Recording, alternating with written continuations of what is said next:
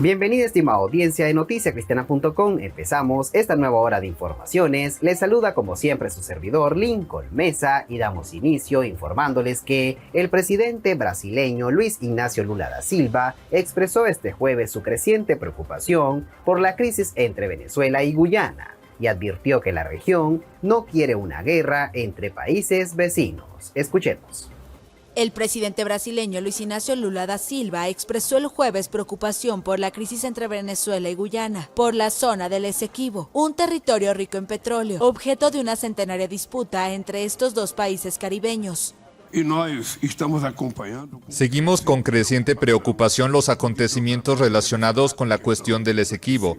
El Mercosur no puede permanecer ajeno a esta situación. Durante la cumbre del Mercosur en Río de Janeiro, Lula pidió a sus pares de Argentina, Uruguay y Paraguay acordar una declaración conjunta y propuso la mediación de la Comunidad de Estados Latinoamericanos y Caribeños, CELAC, en la disputa por la zona del Esequibo. Lo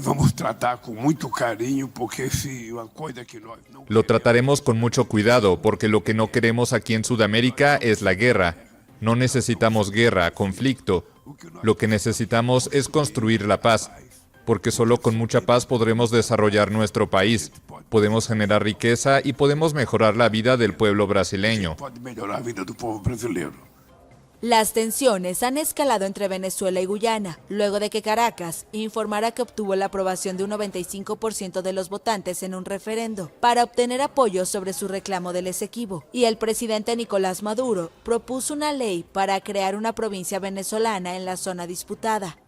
Brasil decidió reforzar su presencia militar en la frontera con Venezuela y Guyana, mientras que Estados Unidos realizará ejercicios aéreos militares en Guyana.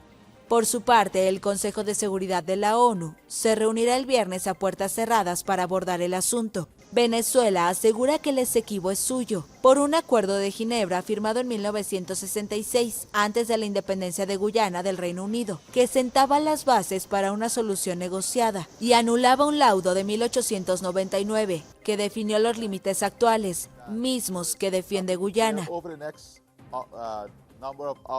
En otros temas, la presidenta peruana Dina Boluarte alcanzó este jueves su primer año de gestión, mientras en las calles continúan las manifestaciones en varias regiones de la nación como rechazo a su mandato. Escuchemos este reporte completo. La crisis política y el debilitamiento de la democracia continúan en Perú tras un año del inicio de las protestas contra el gobierno de Dina Boluarte. En medio de ese escenario, la presidenta, que asumió el poder luego del fallido autogolpe de Pedro Castillo, sobrevive a su primer año de gestión con un 84% de desaprobación y denuncias por la muerte de ciudadanos durante las manifestaciones.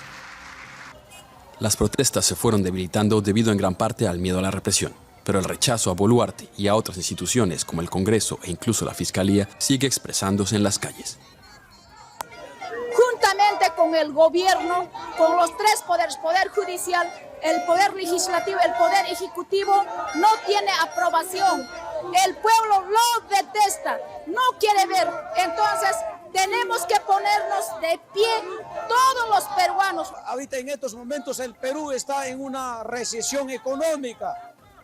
Hay delincuencia, hay problemas sociales, es decir, la crisis es general.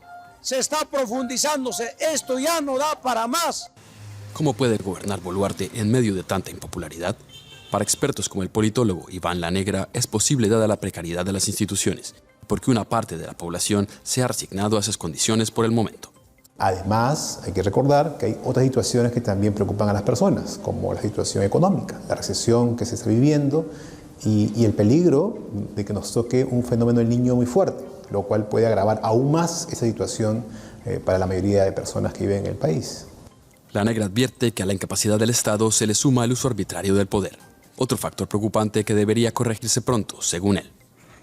Es decir, tienes el poder y no solo es que no cumples con tus funciones como Estado, sino que además estás usando ese poder para afectar mis derechos. Creo que esa combinación es mucho más seria, porque aumenta, ¿no?, el nivel de legitimidad, ¿no?, aumenta el problema de un Estado que no solamente es ineficaz, sino también ilegítimo. A eso se suma la vulneración a los derechos humanos.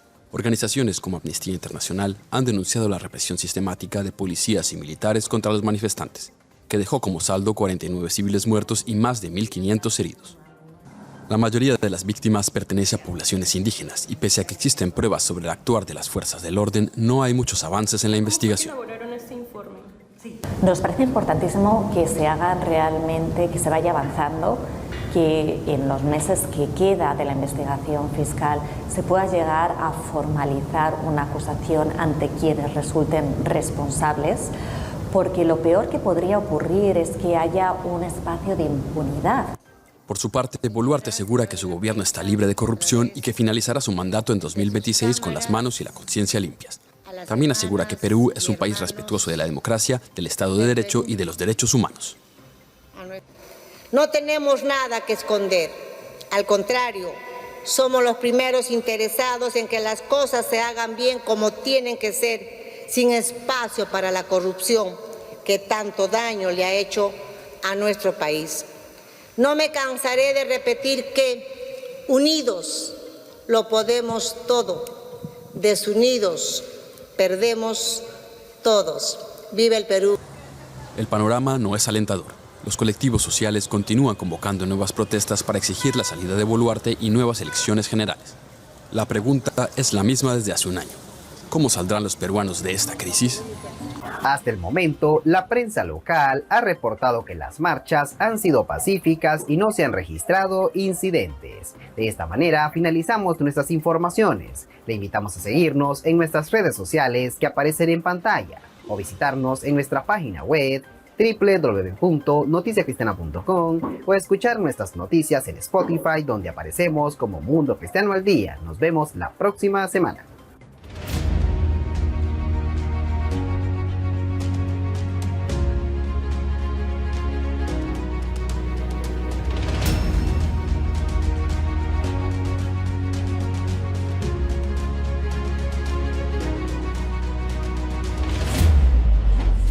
Noticiacristiana.com te invita a suscribirte a nuestro canal de YouTube.